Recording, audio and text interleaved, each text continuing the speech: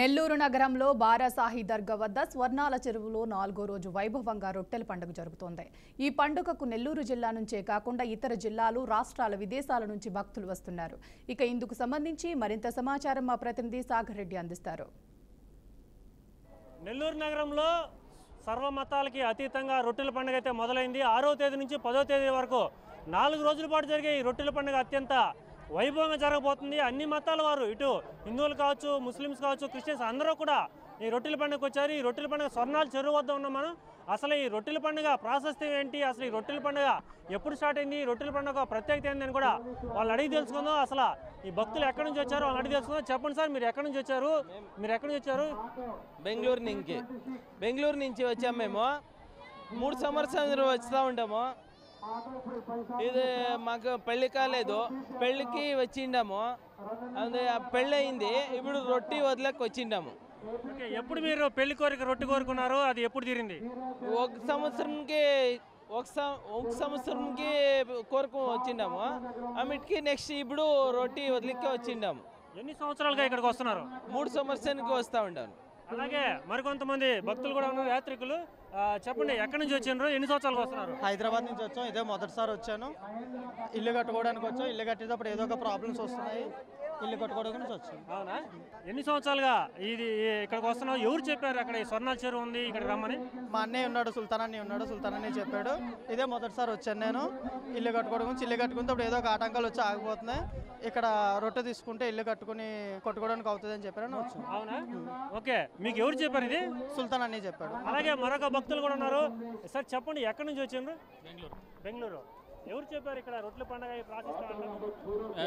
People ಜಾಸ್ತಿ ಜನ ಹೇಳ್ತಾ ಇದ್ರು. ಕನ್ನಡ ನಾನು ಗೊತ್ತಾಯ್ತು, ಕನ್ನಡ ಜಾಸ್ತಿ ಜನ ಹೇಳ್ತಾ ಇದ್ರು ಈ ಥರ ನೆಲ್ಲೂರಿಗೆ వెళ్తే ಈ ಥರ ಆಯ್ತು ಅಂತ. సో ಅದನ್ನು ನೋಡೋಣ ಅಂತ మేము వైఫ్ ಜೊತೆ ఈ టైం వచ్చాను, first time.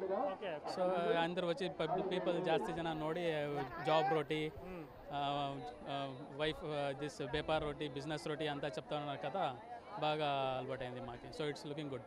Okay, are you taking roti or roti తీసుకొని మేము తిన్నాము. సో ఇక్కడ ఉంటారు, మేమే తిన్నాము. Okay, how many people you came to here? Me and my wife. Okay, so రాష్ట్రమే కాదు, ఇటు కర్ణాటక కావచ్చు, ఇటు హైదరాబాద్ కావచ్చు, వివిధ ప్రాంతాల నుంచి కూడా అందరూ భక్తులు వచ్చారు. ఒకరు చెప్తున్నారు పెళ్లి కావాలని చెప్పి, గతంలో తాను కోరుకుంటే పెళ్లి అయిపోయిందని. మరొకరు కూడా వ్యాపారం కావచ్చు, అలాగే తమ అంతా బాగున్నా అని చెప్పి మరొక రొట్టె కోరుకున్నారు. అలాగే మరొకరు ఇల్లు కట్టుకోవాలని చెప్పి కూడా ఇక్కడ కోరుకున్నారు. సో వివిధ ప్రాంతాల నుంచే భక్తులంతా కూడా ఒకటే నమ్ముతారు, తాము కోరిన కోరికలన్నీ కూడా ఆ సంబంధించిన రొట్టె తీసుకుంటారు. అలాగే కోరికలు తీరిన వారు ఆ రొట్టెని వెళ్తారు. ప్రస్తుతం మనం మొదట్లో కేవలం సంతానం, సౌభాగ్యంగా ఉన్న ఈ రొట్టెల పండుగ ఇప్పుడు మొత్తం కూడా మారిపోయింది. సంతానం, సౌభాగ్యం, కళ్యాణం, విదేశీయానం, అలాగే చదువు, అలాగే ఇళ్ళు, వ్యాపారం, ఇలా అనేక రకాల కూడా వస్తున్నారు. ఇప్పుడు మనతో మాట్లాడడానికి కొంతమంది ఉత్సుకత కూడా చూస్తున్నారు. నేనైతే కావల్ నుంచి వచ్చాను. లాస్ట్ ఇయర్ నేను జాబ్ రొట్టె తీసుకున్నాను, ఆ ఇయర్ వదలడానికి వచ్చాను నేను. సో ఇక్కడ ప్రత్యేకత మనకు తెలిసిందే కదా, అన్ని రొట్టె ఏదైతే జరుగుతుంది తీసుకున్నామో నెక్స్ట్ ఇయర్ వచ్చి మనం ఇవ్వాలి. సో అలా నేనైతే ఇచ్చాను. అలా జరిగింది. ఎస్ అండి, వచ్చింది. నేను ఇవ్వడానికని వచ్చాను. నా పేరు హారిక, నాకు హైదరాబాద్లో వచ్చింది జాబ్. సో ఇవ్వడానికని వచ్చాను. మేము పల్నాడు నుంచి వచ్చామండి జాబ్ రొట్టె కోసం. లాస్ట్ టైం మా బాబు కోసం జాబ్ రొట్టె కోసం వచ్చామండి. మా బాబుకి మంచి జాబే వచ్చింది. అది చెల్లించుకోవటం కోసం మళ్ళీ వచ్చాను, చెల్లించుకొని ఇచ్చామండి. మా ఫ్రెండ్కి నేను ఇచ్చుకున్నాను. ఇక్కడికి వచ్చాక అలా జరిగింది. మా ఫ్రెండ్కి మేము ఇచ్చుకున్నాము. ఇంకా లేదు, ముందే ఫ్రెండ్స్ అండి. అది తీరిందండి, తీరింది. రామలక్ష్మి. 6 years నుంచి. రెండు వదిలేరు, తీసుకున్నారా? ఓకే, ఏం కోరికలు తీరాయంటారు, ఏం కోరికలు కోరుకున్నారంటారు? ఇంత ముందు కోరుకున్నది తీరాయండి. అందుకే మళ్ళా రెగ్యులర్గా వస్తూ ఉన్నాము. అంటే ఇల్లు కట్టుకున్నాం. తర్వాత సంతానం, ఆడపడుచుకు పట్టించాము, సంతానం కలిగింది. మళ్ళీ వదిలేము. అది మా పాప వాళ్ళకి మెడిసిన్ రొట్టె పట్టాను, మెడిసిన్ వచ్చింది. ఇప్పుడు వదిలేను మెడిసిన్ రొట్టె. ఇద్దరు పిల్లలు ముగ్గురు పిల్లలు వదిలేను. నేను ఒంగోలు నుంచి వచ్చానండి. నేను ఫస్ట్ టైం ఇది రావడం, మా కొలిక్ నాకు చెప్పడం వల్ల ఇది నెరవేరాయి. ఒకసారి నేను కూడా వచ్చాను, చూడాలి. నెక్స్ట్ టైం మళ్ళీ ఇదే టైంకి మా కోరిక నెరవేరితే మళ్ళీ వస్తాం. పద్మావతి, పల్నాడు నుండి వచ్చాము, పిడుగురాళ్ళ. మేము ఫస్ట్ టైం వచ్చాము. ఇదే చాలా బాగుంది. ఇక్కడ మేము జాబ్ రొట్టె కోసం వచ్చాం. తీసుకున్నాం, మాకు అందింది. ఓకే. మాట్లాడతారు. ఇప్పుడు వాళ్ళని కూడా తెలుసుకుందాం, ఒకసారి మాట్లాడండి. बेंगलोर से बेंगलोर से आया तो कहाँ से आए जी? मैं Ramnagar. Bangalore Ramnagar. What do you want? Which roti do you want? वो business roti. Business roti. Who told you to here come? ನನಗೆ ಇವಾಗ ಸಾಲ ರೊಟ್ಟಿ ಬೇಕಾ? Okay. ನಾವು ಇವತ್ತೇ ಫಸ್ಟ್ ಬಂದಿರೋದು.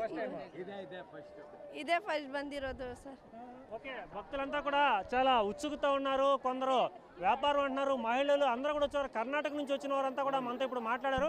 ప్రస్తుతం మనం ఇక్కడ చూడొచ్చు విజువల్స్లో కూడా వాళ్ళంతా కూడా ఆ రొట్టెలు ఏ విధంగా పట్టుకున్నారు అవి కూడా మనం విజువల్ నేరుగా కూడా చూపిస్తాం. ఈ రొట్టెల పండుగ కూడా అంతా భారీగా ఏర్పాట్లు చేశారు. ఒకరు కోరిన కోరికలు తీరిన వారు రొట్టెలు వదులుతున్నారు, అలాగే కోరికలు కావాల్సిన వాళ్ళు కూడా రొట్టెలు పట్టుకుంటున్నారు. ఇప్పుడు మనం విజువల్స్ కూడా జనరల్గా చూస్తూ ఉన్నాం.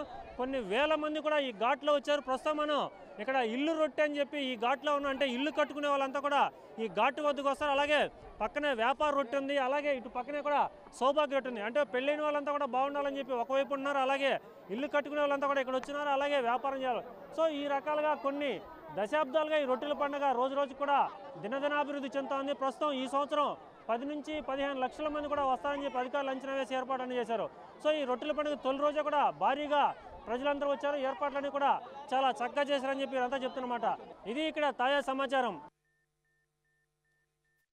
సిపి అధినేత జగన్ బంగారుపాలెం పర్యటనకు కూటమి సర్కార్ గండి కొడుతున్నారని మంత్రి అంబటి రాంబాబు తీవ్రంగా విమర్శించారు. జగన్ను కలవటానికి వచ్చిన ప్రజలపై లాఠీచార్జ్ చేయటం దారుణమని అన్నారు. పార్టీ శ్రేణులను బెదిరిస్తూ రౌడీ షీట్ ఓపెన్ చేస్తామని పోలీసులు బెదిరింపులకు దిగుతున్నారని ఆరోపించారు. ఇలాంటి పోలీస్ చర్యలకు ప్రతి ఒక్కరూ ఖండించాలని అంబటి రాంబాబు పిలుపునిచ్చారు. మన చిత్తూరు జిల్లా మొత్తం భయంకరమైన సిచ్యువేషన్ని మీరు క్రియేట్ చేసి మేము ఎందుకు వెళ్తున్నాం? మహాముడి రైతులు అన్యాయం అయిపోయారు, వాళ్ళని పరామర్శించటం. వారిని పరామర్శించడం వల్ల ఏం జరుగుతుంది? ప్రభుత్వం మీద ఒత్తిడి పెరుగుతుంది. ఒత్తిడి పెరిగితే ప్రభుత్వం ఏదైనా ముందుకు వచ్చి రైతుల్ని ఆదుకుంటుంది. దిస్ ఇస్ ద కాన్సెప్ట్ కదా. ఒక మాజీ ముఖ్యమంత్రి వెళ్ళి పరామర్శిస్తానికి కూడా ఇన్ని అడ్డంకులు ఈ రాష్ట్రంలో ఉన్నాయి. మొన్న 5 సంవత్సరాల దాకా ఈ రాష్ట్రానికి ముఖ్యమంత్రిగా చేసినటువంటి వ్యక్తి అండి జగన్మోహన్ రెడ్డి గారు. ఆయన వెళ్ళి ప్రజల్ని పరామర్శించడానికి కూడా ఇన్ని ఆంక్షలు విధిస్తున్నారు అంటే ఎక్కడికి పోతున్నారు మీరు? మీ అంతటా మీరే ప్రజా వ్యతిరేకత తెచ్చుకునేటటువంటి పరిస్థితులకు మీరు దోహదపడుతున్నారు. ఇది చాలా దారుణమైనటువంటి అంశం.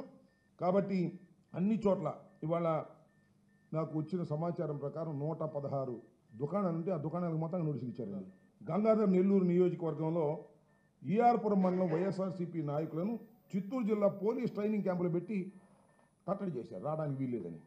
ఈ విధంగా దారుణంగా అసలు ఒక మాజీ ముఖ్యమంత్రి కొందరిని పరామర్శించడానికి వెళ్తుంటే ఈ రకమైన చర్యలు తీసుకోవటం ఏ రాష్ట్రంలో అయినా ఏ దేశంలో అయినా ఉందా? బంగారుపాలెం, తిరుపతి, మన చిత్తూరు జిల్లా మొత్తం భయంకరమైన సిచ్యువేషన్ని మీరు క్రియేట్ చేసి మేము ఎందుకు వెళ్తున్నాం? మహాముడి రైతులు అన్యాయం అయిపోయారు, వాళ్ళని పరామర్శించటం. వారి